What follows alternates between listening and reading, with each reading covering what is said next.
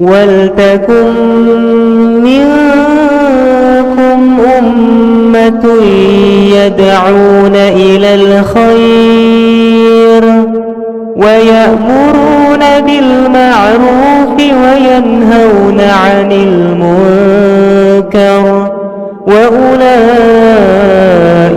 هُمُ الْمُفْلِحُونَ.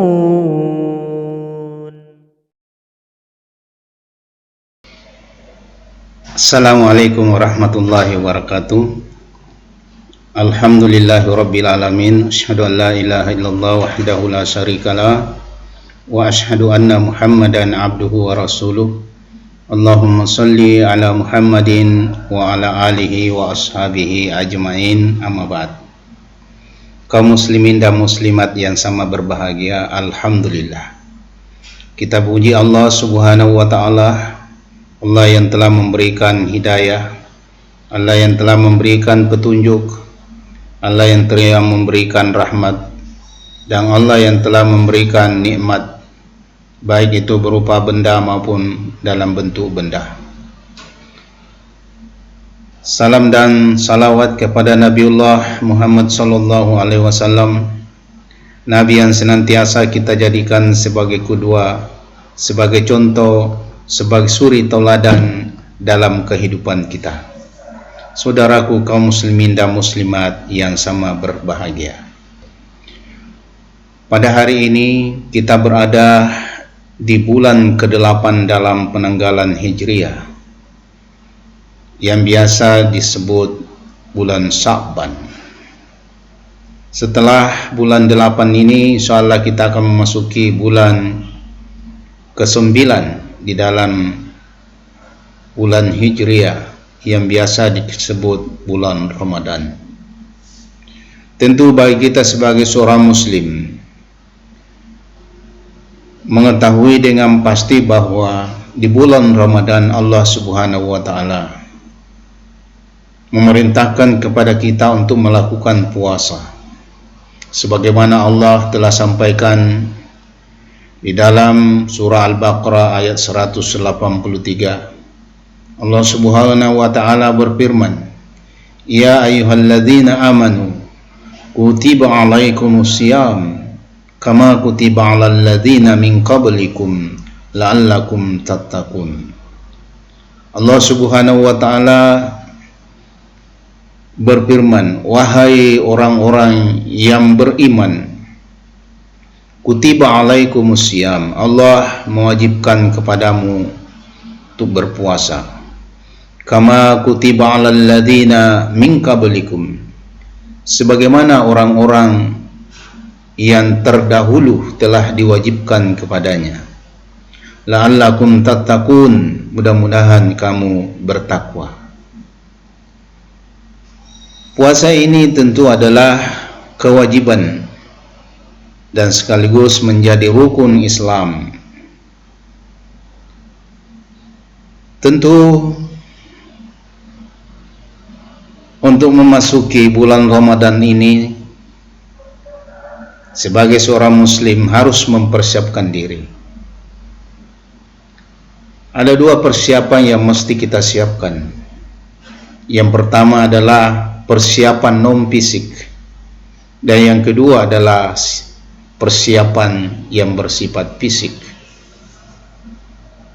Non fisik ini lebih menekankan kepada suasana batin kita, suasana iman kita. Kalau kita baca di surah Al-Baqarah ayat 183, Allah Subhanahu wa taala memerintahkan kepada orang-orang yang beriman untuk berpuasa. Itu artinya modal yang pertama yang harus menjadi persiapan bagi seorang yang ingin berpuasa adalah iman. Dia harus memiliki iman. Inilah modal utamanya. Dia memiliki iman. Jadi setelah dia menjadi seorang muslim, kemudian setelah dia menjadi balik, modal yang paling utama yang harus dia miliki secara rohani adalah modal iman. Ada beberapa hal yang perlu dipersiapkan menyangkut tentang iman ini. Karena iman ini biasa disebut yajidu yangkus, terkadang bertambah, terkadang berkurang. Nah, oleh karena itu, pada saat iman kita berkurang, tentu untuk melakukan ibadah, apalagi ibadah yang agak berat, tentu itu akan berat dilakukan bagi seseorang apabila imannya mengalami penurunan. Nah, oleh karena itu, iman ini pertama harus dijaga stagnasinya. Bahkan kalau perlu harus lebih meningkat. Karena kita akan menerima kewajiban puasa yang tentu secara fisik agak berat. Dari kebiasaan kita makan setiap hari, lalu kemudian kita akan menahan diri untuk tidak makan dan tidak minum selama sebulan. Maka dibutuhkan suatu dorongan yang kuat berupa dorongan iman. Maka yang pertama, iman itu harus kita upayakan supaya iman kita ini setiap saat meningkat, paling tidak bertahan pada level di mana kita mampu melakukan aktivitas ibadah dengan baik. Yang kedua, tentu karena ini adalah modal yang utama, maka iman harus kita bersihkan. Kita harus bersihkan. Kita harus tazkiyatul iman. Harus kita bersihkan itu iman. Supaya apa? Iman kita murni, tidak ternodai oleh hal-hal yang bisa merusak, yang bisa menyebabkan amalan puasa kita tertolak oleh Allah. Apa yang mesti kita bersihkan dari iman itu? Yang pertama adalah kemusyrikan kita kepada Allah Subhanahu wa ta'ala harus hilang. Jadi syirik, menduakan Allah Subhanahu wa ta'ala adalah suatu hama buat iman kita yang bisa merusak kita punya keimanan. Maka yang harus kita bersihkan pertama adalah membersihkan iman kita dari hal-hal yang bisa merusak, terutama syirik. Kalau di zaman Rasulullah SAW, syirik tentu yang biasa diperhatikan oleh orang-orang jahiliyah, orang-orang kafir Quraisy dan kelompok-kelompok yang lain adalah menyembah patung. Menyembah patung. Jadi mereka membuat patung lalu mereka menyembahnya. Kenapa dia disebut menduakan Allah? Karena dia menyembah patung tersebut, berharap terhadap kekuatan patung tersebut. Dia berharap perlindungan dari patung tersebut. Dia berharap, selain itu dia juga berharap kepada Allah. Maka ketika mereka ditanya siapa yang menciptakan langit dan bumi, mereka akan menjawab Allah. Tapi mereka juga menyembah selain Allah. Ketika mereka ditanya man khalaqas samawati wal ard la yaqulanna Allah, mereka menjawab Allah. Kalau ditanya siapa yang menciptakan langit dan bumi, mereka menjawab Allah. Jadi samping dia mempercayai Allah, dia juga mempercayai patung-patungnya. Bahkan ada yang menyembah api. Ada yang menyembah api dan benda-benda lain. Nah, ini yang pertama yang harus kita bersihkan. Apakah syirik di zaman modern ini sekarang sudah tidak ada lagi? Tentu masih ada.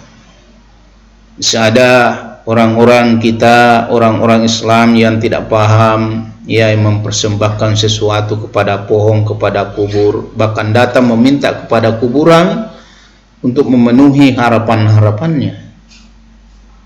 Ada juga yang mendatangi tukang-tukang ramal, ya. Bahkan sangat populer di kalangan anak-anak muda kita.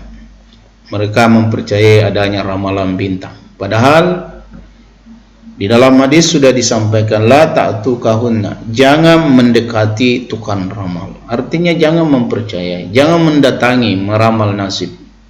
Karena itu adalah perbuatan syaitan. Makanya disebutkan Ya, salah satu amalan syaitan itu adalah mengundi nasib atau meramal nasib.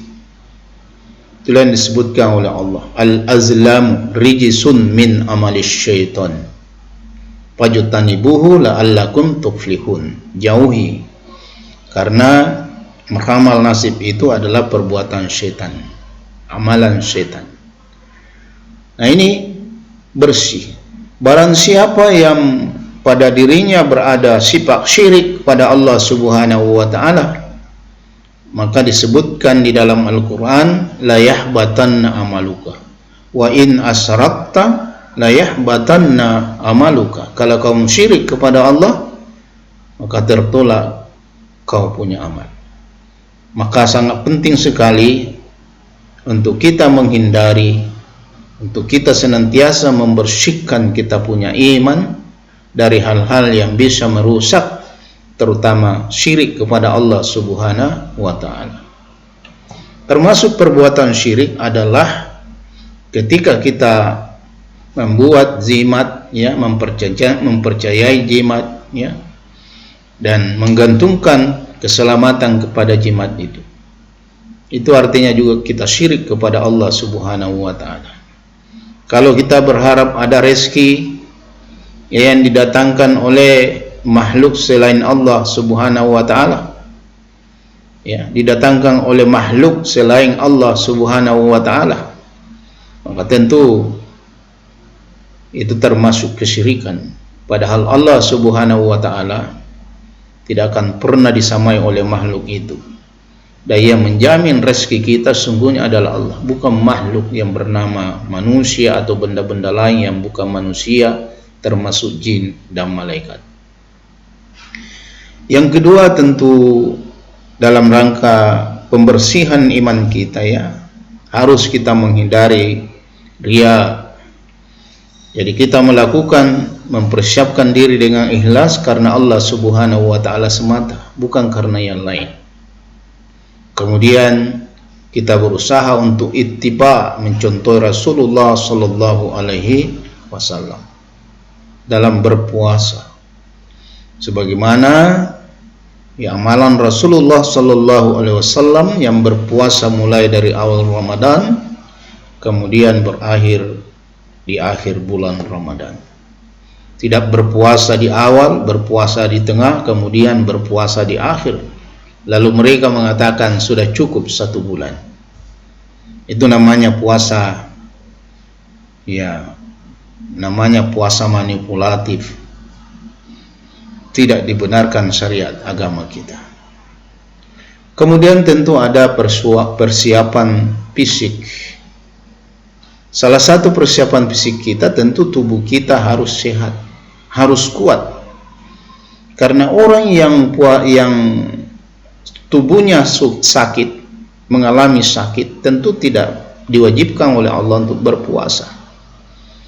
Maka tubuh ini kondisinya harus dijaga. Jaga makanan-makanan yang bisa merusak kesehatan kita, termasuk rokok, ya, termasuk minuman-minuman keras, termasuk makanan yang menjadi pantangan bagi tubuh kita. Kalau memang kena penyakit gula, ya kurangi makan makanan yang mengandung kadar gula. Kalau memang tensinya sering naik, ya jangan lagi makan makanan yang bisa membuat kolesterolnya naik dan sebagainya. Nah, ini persiapan fisik. Jangan hanya kita membuat tubuh kita ini memiliki imun yang tinggi pada saat menghadapi COVID. Mari juga kita memperkuat imun tubuh kita, ya, dengan mengkonsumsi makanan-makanan yang bergizi, yang baik, yang sehat, halalan thayyibah, ya, menghadapi bulan suci Ramadan, agar insya Allah persiapan imun tubuh kita itu dengan niat untuk berpuasa dalam bulan Ramadan itu akan mendapatkan, ya, ridha, pahala dari Allah Subhanahu wa ta'ala. Kemudian yang terakhir tentu kita berdoa kepada Allah Subhanahu wa ta'ala dari segala aktivitas kita, Kita akhiri dengan doa dan tawakal kepada Allah. Kita berdoa kepada Allah agar dianugerahi kesehatan, agar ditetapkan iman kita, agar kita diberi umur memasuki bulan Ramadan. Karena masih ada beberapa hari ini, dan tentu dengan rentang waktu itu bisa saja sewaktu-waktu datang ya ajal menjemput kita sebelum kita memasuki Ramadan. Maka ada satu doa, wa balligh fi Ramadan, pertemukan ya Allah kami dengan bulan Ramadan. Semoga kita diberi kesehatan oleh Allah, kekuatan oleh Allah, kemampuan oleh Allah untuk menyambut Ramadan dan melaksanakan puasa Ramadan insyaallah tahun 1443 Hijriah dengan baik, dan kita keluar insyaallah di bulan Ramadan dengan gelar la'allakum tattaqun. Mudah-mudahan kita mendapatkan ketakwaan di sisi Allah Subhanahu wa ta'ala. Semoga bermanfaat. Jika ada kekurangan datangnya dari saya, jika ada kebenaran datangnya dari Allah Subhanahu wa ta'ala. Nasrum minallahi wa fathul qarib wa basyiril mu'minin. Nun wal qalami wa ma yasturun. Billahi fi sabilil haq fastabiqul khairat. Wassalamu alaikum warahmatullahi wabarakatuh.